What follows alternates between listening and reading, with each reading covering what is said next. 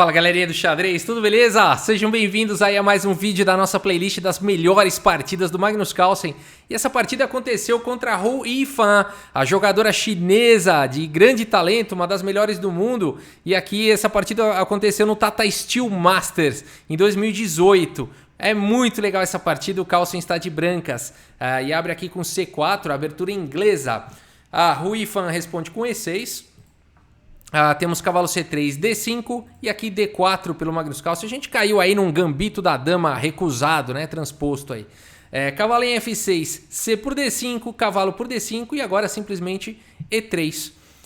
C5 aqui pela Hou Yifan, bispo D3 e agora C por D4, E por D4, cavalo por C3, B por C3 e dama C7. A Hou Yifan desenvolve a dama com um tempo aqui sobre o peão de C3.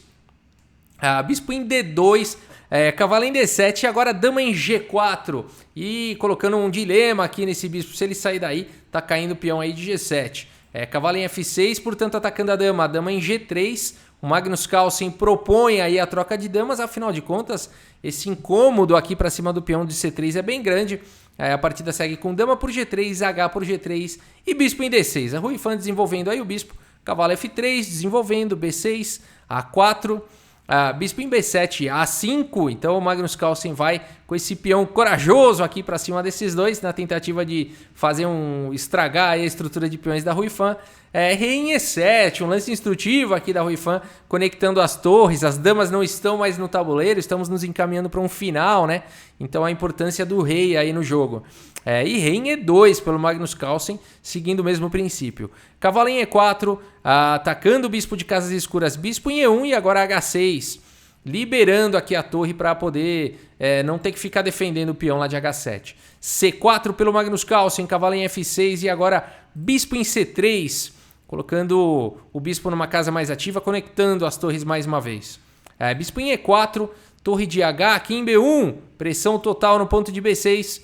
Bispo por D3, cheque, rei por D3 e cavalo D7, protegendo B6. Notem como o rei do Magnus Carlsen já está melhor posicionado do que o rei da Hou Yifan.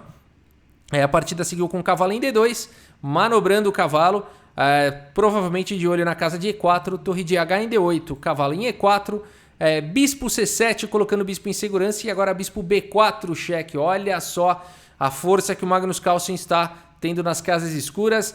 Rei em E8 e agora F4 aqui pelo Magnus Carlsen. Torre de A em C8, A por B6, A por B6 e agora o Magnus Carlsen entra com a torre aqui, torre em A7, a torre na sétima horizontal. A Hou Yifan simplesmente faz aqui o lance cavalo em B8, então aqui liberando aí a torre, né, saindo aí, tirando o cavalo aqui de frente da torre, o bispo está protegido pela torre, né, quem sabe as pretas podem tentar algum ataque aqui no futuro com E5 e tudo mais, né? Mas aqui o Magnus Carlsen não está para brincadeira. Esse cavalo aqui também, ele está manobrando para a casa de C6, né? Ele quer atacar aqui a torre e o bispo da Hou Yifan, né? Então, do Magnus Carlsen, né? A Hou Yifan quer vir aqui para C6 atacando essas peças do Magnus Carlsen. E o que fazer, então, nessa posição? O Magnus Carlsen vai para uma ideia muito criativa, inclusive é o único lance aqui que permite uma iniciativa aqui para as brancas. Porque realmente o cavalo C6 é um lance que vai estragar tudo, né? Então vai igualar tudo. O Magnus Carlsen vai para o lance torre por C7, faz o sacrifício de troca aí. É um sacrifício de qualidade. A partida segue com torre por C7 e agora o Magnus Carlsen tem o domínio aí das casas escuras. Ele aproveita isso com o cavalo D6 cheque. E olha só quem tá caindo, né? O peão aqui de F7. Porque o rei não vai querer ficar aqui na mesma diagonal do bispo e tomar cheques descobertos e tudo mais, né? Então a partida seguiu simplesmente com o rei aqui em D7 e agora cavalo por F7, atacando aqui a torre da Hou Yifan.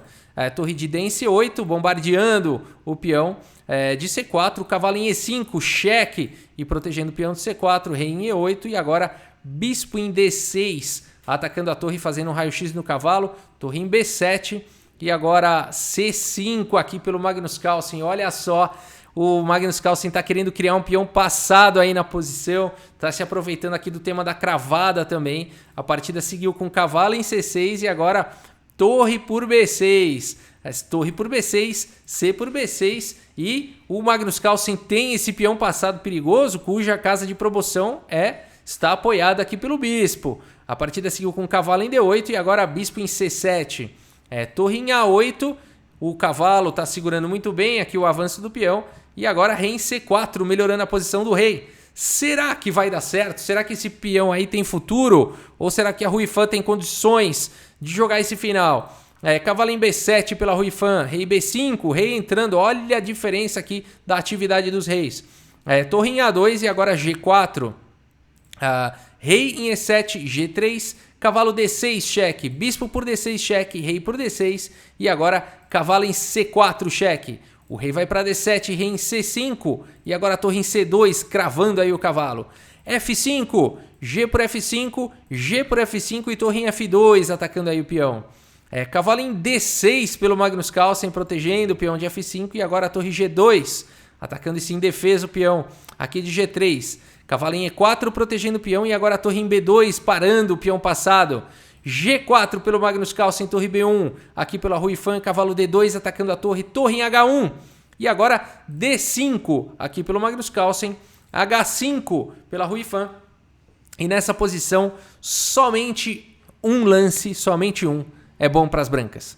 Todos os outros lances aqui, existe um equilíbrio nesse final e vai provavelmente para um empate. Somente um lance aqui vence. É muito difícil de achar que é o lance único, né? O computador aqui, o chess.com, considera esse lance como o lance brilhante da partida e foi o lance jogado aqui pelo Magnus Carlsen, o lance D6, o único lance. Qualquer outro lance aqui, G5, por exemplo, já não dá certo, tá? Um lance muito natural, né? Querendo criar um peão passado, já não dá certo por conta de H4 e as pretas têm um contra-jogo aí com o peão passado e tudo mais. A gente tem aí um final longe de ser simples, mas estudos mostram que as pretas têm condições aí de empatar, tá bom? Então D6 aqui pelo Magnus Carlsen, o único lance. Tem que ter um entendimento de xadrez muito profundo para fazer esse lance, né? Somente Magnus Carlsen aí e poucos outros jogadores conseguiriam ter essa profundidade. A partida seguiu com rei em C8, G por H5, torre por H5 e agora o rei aqui em C6.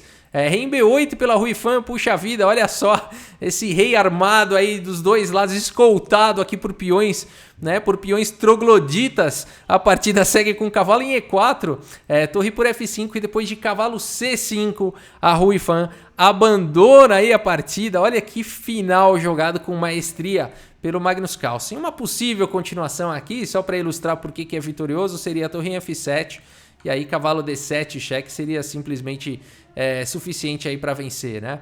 Então aqui o cavalo já está segurando a promoção de peão e esse peão vai avançar e ser promovido. Se a torre sacrificar no cavalo, torre por D7, simplesmente rei por D7. Não adianta correr com esse peão aqui para G5 por conta de rei C6 e as brancas promovem primeiro, tá? G4, por exemplo, simplesmente D7, G3 e aqui as brancas promovem com checkmate, tá? Então, realmente, esse final aí era vencedor para o Magnus Carlsen, por isso que nessa posição aqui, depois desse cavalo aqui em C5, as peças todas unidas aqui, unidos venceremos, né?